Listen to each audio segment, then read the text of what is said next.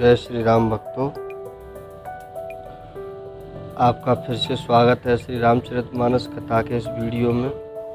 आशा करता हूं कि आप सभी लोग कुशल प्रकार से होंगे। आप सभी भक्तों को मेरा प्रणाम, मेरे गुरु मेरे इष्ट को मेरा प्रणाम।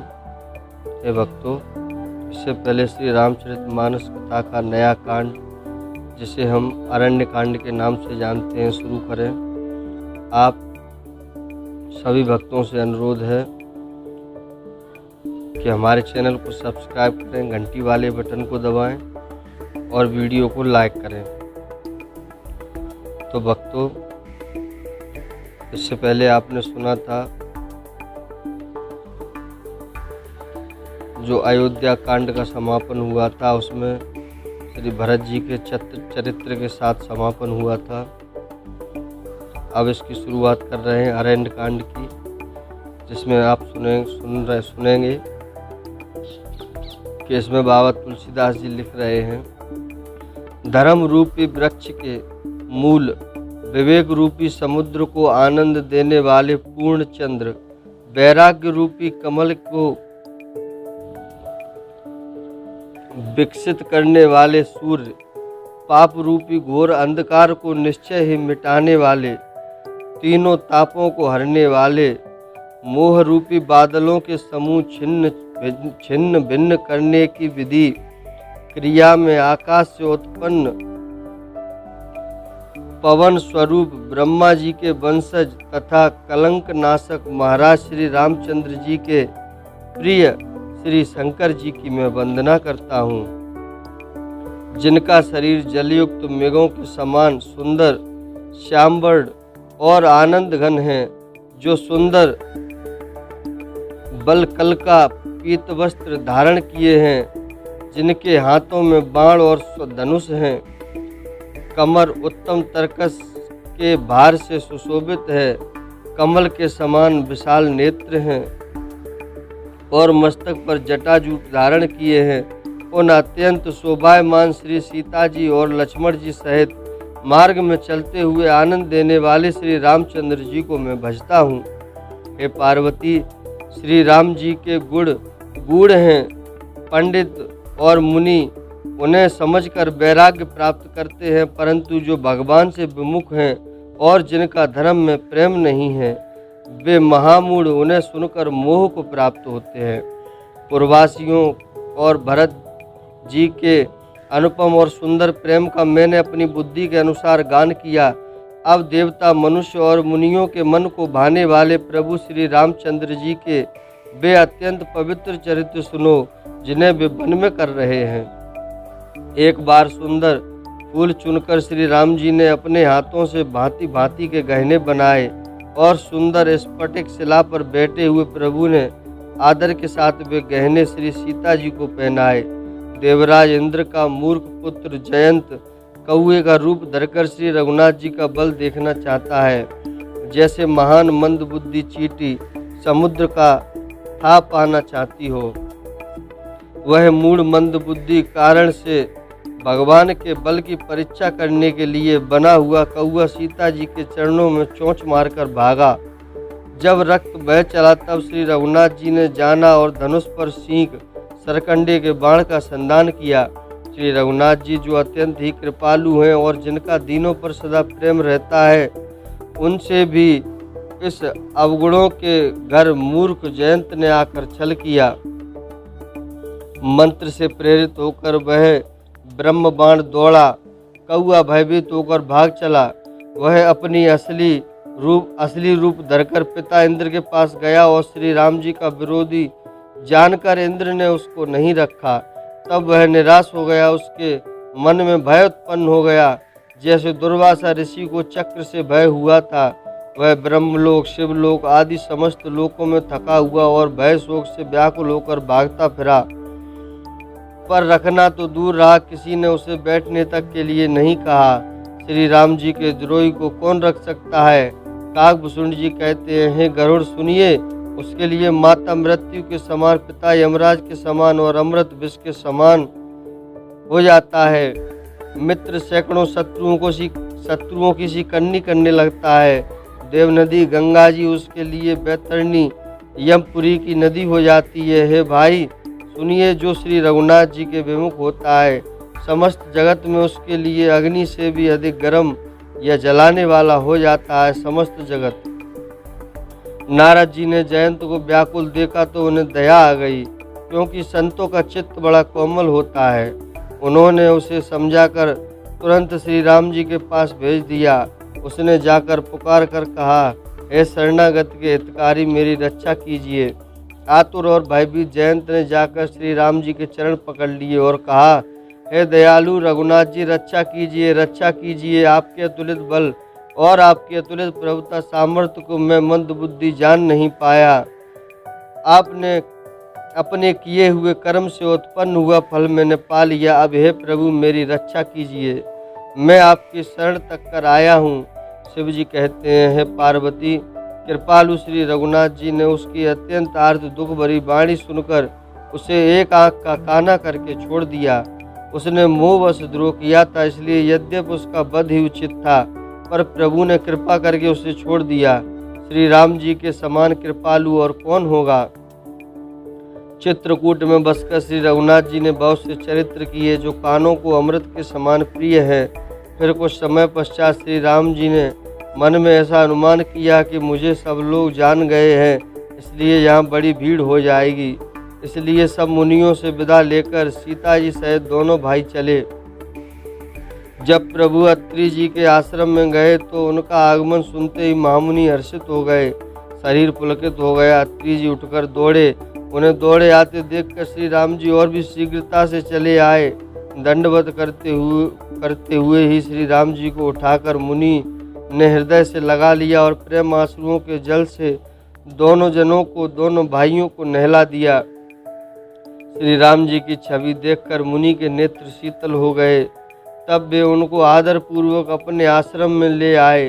पूजन करके सुंदर वचन कहकर मुनि ने मूल और फल दिए और प्रभु के मन को बहुत रुचे। प्रभु आसन पर विराजमान हैं। नेत्र भरकर उनकी शोभा देखकर परम प्रवीण मुनि श्रेष्ठ हाथ जोड़कर उनकी स्तुति करने लगे।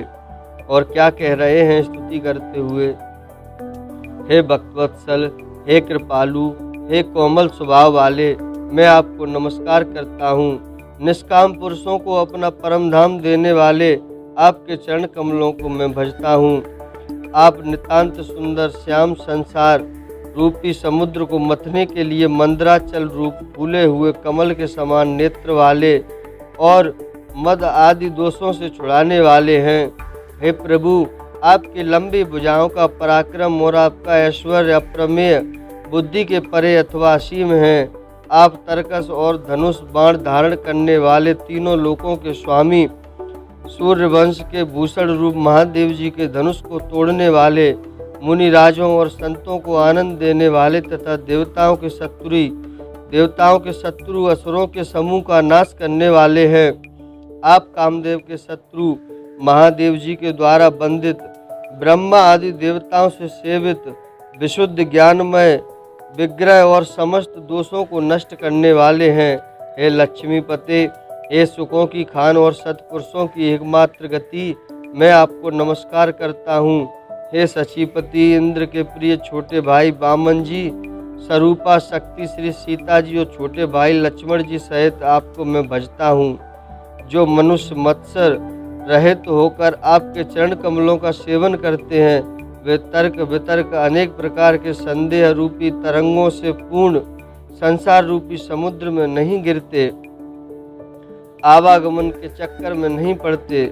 जो एकांतवासी पुरुष मुक्ति के लिए इंद्रियों का निग्रह करके उन्हें विषयों से हटाकर प्रसन्नता पूर्वक आपको भजते हैं, वे स्वकीय गति को अपने स्वरूप को प्राप्त होते हैं। उन आपको जो एक अद्वितीय अद्भुत मायिक जगत से विलक्षण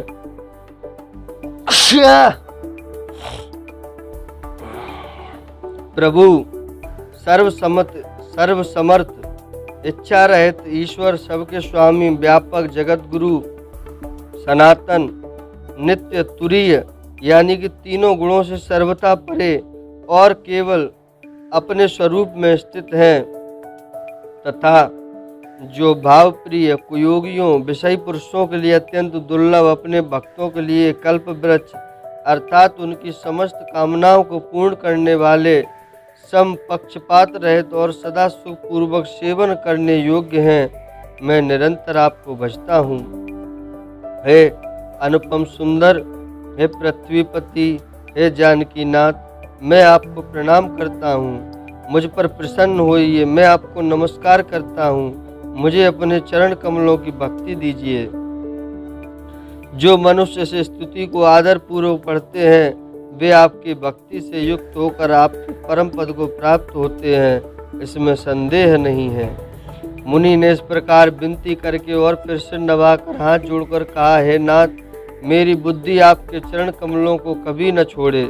फिर परम शीलवती और विनम्र श्री सीता जी अत्रि जी की पत्नी अनुसुईया जी के चरण पकड़कर उनसे मिली। ऋषि पत्नी के मन में बड़ा सुख हुआ। उन्होंने आशीष देकर सीता जी को पास बैठा लिया और उन्हें ऐसे दिव्य वस्त्र और आभूषण पहनाए जो नित्य नए, निर्मल और सुहावने बने रहते हैं। फिर ऋषि पत्नी उनके बहाने मधुर और कोमल वाणी से स्त्रियों के कुछ धर्म बखान कर कहने लगी। हे राजकुमारी सुनिए, माता पिता भाई सभी हित करने वाले हैं, परंतु ये सब एक सीमा तक ही सुख देने वाले हैं। परंतु हे जानकी, पति तो मोक्ष रूप असीम सुख देने वाला है। वह स्त्री अधम है जो ऐसे पति की सेवा नहीं करती। धैर्य, धर्म, मित्र और स्त्री, इन चारों की विपत्ति के समय ही परीक्षा होती है। वृद्ध, रोगी, मूर्ख, निर्धन, अंधा, बहरा, क्रोधी और अत्यंत ही दीन, ऐसे भी पति का अपमान करने से स्त्री यमपुर में भांति भांति के दुख पाती है। शरीर, वचन और मन से पति के चरणों में प्रेम करना स्त्री के लिए बस यह एक ही धर्म है, एक ही व्रत है और एक ही नियम है। जगत में 4 प्रकार की पतिव्रताएं हैं। वेद, पुराण और संत सब ऐसा कहते हैं कि उत्तम श्रेणी की पतिव्रता के मन में ऐसा भाव बसा रहता है कि जगत में मेरे पति को छोड़कर दूसरा पुरुष स्वप्न में भी नहीं है। मध्यम श्रेणी की पतिव्रता पराय पति को कैसे देखती है, जैसे वह अपना सगा भाई, पिता या पुत्र हो, अर्थात समान अवस्था वाले वह भाई के रूप में देखती है, बड़े को पिता के रूप में और छोटे को पुत्र के रूप में देखती है। जो धर्म को विचार कर और अपने कुल की मर्यादा समझकर बची रहती हैं, वह निकृष्ट निम्न श्रेणी स्त्री है, ऐसा वेद कहते हैं। और जो स्त्री मौका न मिलने से यह भयवश पतिव्रता बनी रहती है, जगत में उसे अधम स्त्री जानना। पति को धोखा देने वाली जो स्त्री पराय पति से रति करती है, वह तो 100 कल्प तक रौरव नरक में पड़ती है। क्षण भर के सुख के लिए जो 100 करोड़ असंख्य जन्मों के दुख को नहीं समझती, उसके समान दृष्टा कौन होगी। जो स्त्री छल छोड़कर पतिव्रत धर्म को ग्रहण करती है, वह बिना ही परिश्रम परम गति को प्राप्त करती है। किंतु जो पति के प्रतिकूल चलती है, वह जहाँ भी जाकर जन्म लेती है, वहाँ जवानी पाकर भरी जवानी में विधवा हो जाती है। स्त्री जन्म से ही अपवित्र है, किंतु पति की सेवा करके वह अनायास ही शुभ गति प्राप्त कर लेती है। पतिव्रत धर्म के कारण ही आज भी तुलसी जी भगवान को प्रिय हैं और चारों वेद उनका यश गाते हैं। हे सीता सुनो, तुम्हारा तो नाम ही ले लेकर स्त्रियां पतिव्रत धर्म का पालन करेंगी। तुम्हें तो श्री राम जी प्राणों के समान प्रिय हैं। यह पतिव्रत धर्म की कथा तो मैंने संसार के हित के लिए कही है। जानकी जी ने सुनकर परम सुख पाया और आदर पूर्वक उनके चरणों में सिर नवाया। तब कृपा की खान श्री राम जी ने मुनि से कहा, आज्ञा हो तो अब दूसरे वन में जाऊं। मुझ पर निरंतर कृपा करते रहिएगा और अपना सेवक जानकर स्नेह न छोड़िएगा। धर्म धुरंधर प्रभु श्री राम जी के वचन सुनकर ज्ञानी मुनि प्रेम पूर्वक बोले, ब्रह्मा शिव और सनकादि सभी परमार्थवादी तत्ववेत्ता जिनकी कृपा चाहते हैं, हे राम जी, आप वही निष्काम पुरुषों के भी प्रिय और दीनों के बंधु भगवान हैं, जो इस प्रकार कोमल वचन बोल रहे हैं। अब मैंने लक्ष्मण जी की चतुराई समझी। जिन्होंने सब देवताओं को छोड़कर आप ही को भजा, जिसके समान सब बातों में अत्यंत बड़ा और कोई नहीं है, उसका शील भला ऐसा क्यों न होगा। मैं किस प्रकार कहूँ कि स्वामी आप अब जाइए, हे नाथ आप अंतर्यामी हैं, आप ही कहिए। ऐसा कहकर धीर मुनि प्रभु को देखने लगे। मुनि के नेत्रों से प्रेम आंसुओं का जल बह रहा है और शरीर पुलकित हो रहा है।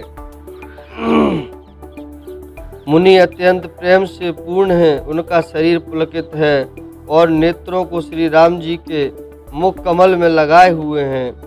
मन में विचार कर रहे हैं, मैंने ऐसे कौन से जप तप किए थे जिनके कारण मन, ज्ञान, गुण और इंद्रियों से परे प्रभु के दर्शन पाए। जप, योग और धर्म समूह से मनुष्य अनुपम भक्ति को पाता है।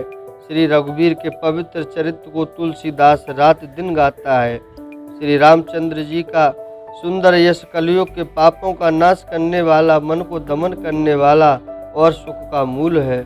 जो लोग इसे आदर पूर्वक सुनते हैं उन पर श्री रामचंद्र जी प्रसन्न रहते हैं। यह कठिन कलिकाल पापों का खजाना है। इसमें न धर्म है, न ज्ञान है, न योग तथा जप ही है। इसमें तो जो लोग सब भरोसों को छोड़कर श्री राम जी को ही भजते हैं वे ही चतुर हैं। मुनि के चरण कमलों में सिर नवाकर देवता, मनुष्य और मुनियों के स्वामी श्री रामचंद्र जी वन को चले। आगे श्री रामचंद्र जी हैं और उनके पीछे छोटे भाई लक्ष्मण जी हैं। दोनों ही मुनियों का सुंदर वेश बनाए अत्यंत सुशोभित हैं। दोनों के बीच में श्री जानकी जी कैसी सुशोभित हैं जैसे ब्रह्म और जीव के बीच माया हो। नदी, वन, पर्वत और दुर्गम घाटियाँ सभी अपने स्वामी को पहचान कर सुंदर रास्ता दे देते हैं। जहाँ जहाँ देव श्री रघुनाथ जी जाते हैं वहाँ वहाँ बादल आकाश में छाया करते हैं। रास्ते में जाते हुए विराट राक्षस मिला। सामने आते ही श्री रघुनाथ जी ने उसे मार डाला। श्री राम जी के हाथ से मरते ही उसने तुरंत सुंदर दिव्य रूप प्राप्त कर लिया। दुखी देखकर प्रभु ने उसे अपने परम धाम को भेज दिया। फिर वे सुंदर छोटे भाई लक्ष्मण जी और श्री सीता जी के साथ वहां आए जहां मुनि सरभंग जी थे। श्री रामचंद्र जी का मुख कमल देखकर मुनि श्रेष्ठ नेत्र रूपी भौरे अत्यंत आनंद पूर्वक उसका मकरंद रस पान कर रहे हैं। सरभंग जी का जन्म धन्य है। मुनि ने कहा, हे कृपालु रघुवीर, हे शंकर जी के मन रूपी मान सरोवर के राजहंस, सुनिए मैं ब्रह्मलोक को जा रहा था। इतने में कानों से सुना कि श्री रामचंद्र जी वन में आवेंगे। तब से मैं दिन रात आपकी राह देखता रहा हूँ। अब आज प्रभु को देखकर मेरी छाती शीतल हो गई है। नाथ, मैं सब साधनों से हीन हूँ। आपने अपना दीन सेवक जान पर मुझ पर कृपा की है। हे देव, यह कुछ मुझ पर आपका एहसान नहीं है। हे भक्त मंचोर, ऐसा करके आपने अपने प्राण की ही रक्षा की है। अब इस दीन के कल्याण के लिए तब तक यहाँ ठहरिए जब तक मैं शरीर छोड़कर आपसे आपके धाम में न मिलूं। योग, यज्ञ, जप, तप, जो कुछ व्रत आदि भी मुनि ने किया था सब प्रभु को समर्पण करके बदले में भक्ति का वरदान ले लिया। इस प्रकार दुर्लभ भक्ति प्राप्त करके फिर चिता रचकर मुनि सरभंग जी हृदय से सब आसक्ति छोड़कर उस पर जा बैठे। हे नीले मेघ के समान श्याम शरीर वाले सगुण रूप श्री राम जी, सीता जी और छोटे भाई लक्ष्मण जी सहित प्रभु, आप निरंतर मेरे हृदय में निवास कीजिए। ऐसा कहकर सरभंग जी ने योग अग्नि से अपने शरीर को जला डाला और श्री राम जी की कृपा से वे वैकुंठ को चले गए। मुनि भगवान में लीन इसलिए नहीं हुए कि उन्होंने पहले ही भेद भक्ति का वर ले लिया था। ऋषि समूह मुनि श्रेष्ठ सरभंग जी का यह दुर्लभ गति देखकर अपने हृदय में विशेष रूप से सुखी हुए। समस्त मुनि वृंद श्री राम जी की स्तुति कर रहे हैं और कह रहे हैं, शरणागत हितकारी करुणा कंद, करुणा के मूल प्रभु की जय हो। फिर श्री रघुनाथ जी आगे वन में चले। श्रेष्ठ मुनियों के बहुत से समूह उनके साथ हो लिए। हड्डियों का ढेर देखकर श्री रघुनाथ जी को बड़ी दया आई। उन्होंने मुनियों से पूछा। मुनियों ने कहा, हे स्वामी, आप सर्वदर्शी, सर्वज्ञ और अंतर्यामी, सबके हृदय की जानने वाले हैं। जानते हुए भी अनजान की तरह हमसे कैसे पूछ रहे हैं। राक्षसों के दलों ने जब मुनियों को खा डाला, ये सब उन्हीं की हड्डियों के ढेर हैं। यह सुनते ही श्री रघुवीर के नेत्रों में जल छा गया, उनकी आंखों में करुणा के आंसू भर गए। श्री राम जी ने भुजा उठाकर प्रण किया, मैं पृथ्वी को राक्षसों से रहित कर दूंगा। फिर समस्त मुनियों के आश्रमों में जा जाकर उनको दर्शन एवं संभाषण का सुख दिया। मुनि अगस्त जी के एक सुतीक्षण नामक सुजान शिष्य थे। उनकी भगवान में प्रीति थी। वे मन वचन और कर्म से श्री रामचंद्र जी के चरणों के सेवक थे। उन्हें स्वप्न में भी किसी दूसरे देवता का भरोसा नहीं था। उन्होंने ज्यों ही प्रभु का आगमन कानों से सुन पाया, त्यों ही उन्हें अनेक प्रकार के मनोरथ करते हुए वे आतुरता शीघ्रता से दौड़ चले। हे विधाता, क्या दीन बंधु श्री रघुनाथ जी मुझ जैसे दुष्ट पर भी दया करेंगे? क्या स्वामी श्री राम जी छोटे भाई लक्ष्मण जी सहित मुझसे अपने सेवक की तरह मिलेंगे? मेरे हृदय में दृढ़ विश्वास नहीं होता, क्योंकि मेरे मन में भक्ति, वैराग्य या ज्ञान कुछ भी नहीं है। मैंने न तो सत्संग, योग, जप अथवा यज्ञ ही किए हैं और न प्रभु के चरण कमलों में मेरा दृढ़ अनुराग ही है। हाँ, दया के भंडार प्रभु की एक बान है कि जिसे किसी दूसरे का सहारा नहीं है, वह उन्हें प्रिय होता है। भगवान की इस बान का स्मरण आते ही मुनि आनंद मग्न होकर मन ही मन कहने लगे, आहा, भवबंधन से छुड़ाने वाले प्रभु के मुखारविंद को देखकर आज मेरे नेत्र सफल होंगे। शिव जी कहते हैं, हे भवानी, ज्ञानी मुनि प्रेम में पूर्ण रूप से निमग्न हैं, उनकी वह दशा कही नहीं जाती।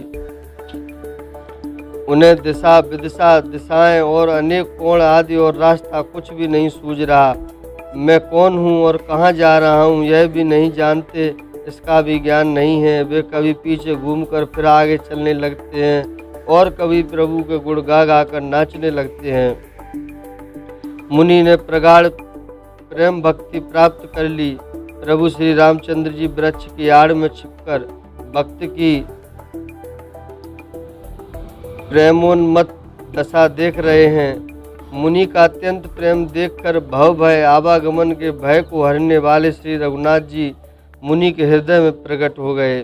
हृदय में प्रभु के दर्शन पाकर मुनि बीच रास्ते अचल स्थिर होकर बैठ गए। उनका शरीर रोमांच से कटहल के फल के समान कंटकित हो गया।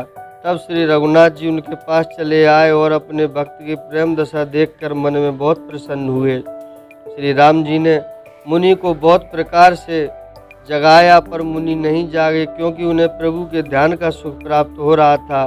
तब श्री राम जी ने अपने राज रूप को छिपा लिया और उनके हृदय में अपना चतुर्भुज रूप प्रकट किया। तब अपने इष्ट स्वरूप के अंतर्धान होते ही मुनि कैसे व्याकुल होकर उठे, जैसे श्रेष्ठ मणिधर सर्प मणि के बिना व्याकुल हो जाता है। मुनि ने अपने सामने सीता जी और लक्ष्मण जी सहित श्याम सुंदर विग्रह सुखधाम श्री राम जी को देखा। प्रेम में मग्न हुए वे बड़भागी श्रेष्ठ मुनि लाठी की तरह गिरकर श्री राम जी के चरणों में लग गए। श्री राम जी ने अपने विशाल भुजाओं से पकड़कर उन्हें उठा लिया और बड़े प्रेम से हृदय से लगा रखा। कृपालु श्री रामचंद्र जी से मुनि मिलते हुए ऐसे शोभित हो रहे हैं, मानो सोने के वृक्ष से तमाल का वृक्ष गले लगकर मिल रहा हो। मुनि ने स्तब्ध खड़े हुए टकटकी लगाकर श्री राम जी का मुख देख रहे हैं, मानो चित्र में लिखकर बनाए गए हों। तब मुनि ने हृदय में धीरज धरकर बार बार चरणों को स्पर्श किया। फिर प्रभु को अपने आश्रम में लाकर अनेक प्रकार से उनकी पूजा की। बोलिए श्री रामचंद्र भगवान की जय। तो भक्तों, अब इस श्री रामचरितमानस कथा के इस वीडियो को यहाँ पर विराम देते हैं और आपसे एक बार पुनः अनुरोध करते हैं कि वीडियो अगर पसंद आया हो तो इसको लाइक करें, सब्सक्राइब करें और घंटी वाले आइकन को प्रेस करें। तो भक्तों, आशा करता हूँ कि आप सभी लोग मेरी ये कथा प्रेम पूर्वक सुनेंगे और इसमें जो भी त्रुटि आपको महसूस हो उसके लिए मुझे क्षमा करेंगे। धन्यवाद।